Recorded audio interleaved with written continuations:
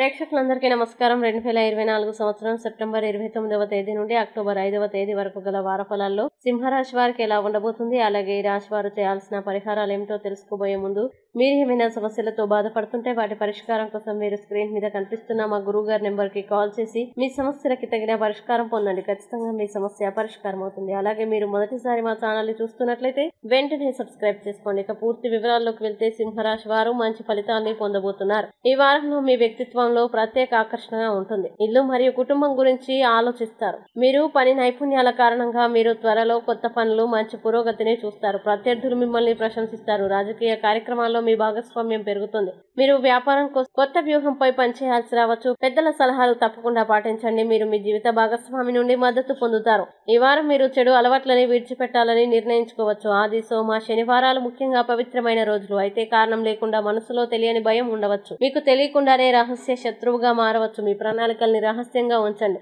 కొంతమంది సన్నిహితులు మీకు ద్రోహం చేయవచ్చు. గనేరియా వ్యాధిగ్రస్తులకి మరిన్ని ఆరోగ్య సమస్యలు ఉండవచ్చు. మీరు ఆహ్వానంపై ఎవరి ప్రదేశానికి వెళ్లాల్సి రావచ్చు. తమ్ముడి నుండి మనస్తాపం ఉండవచ్చు. ఆరోగ్యం బాగున్న తర్వాత కూడా కొంత బద్ధకం ఉంటుంది. తల్లిదండ్రుల ఆరోగ్యం పట్ల శ్రద్ధ వహించండి. విదేశీ పెట్టుబడి పెట్టడంలో జాగ్రత్త వహించండి. కొన్ని విలువైన వస్తువులు పోవచ్చు. బయట తినడం మానుకోండి. బుధ, గురువారాలు మీ ఆరోగ్యం పట్ల శ్రద్ధ వహించండి.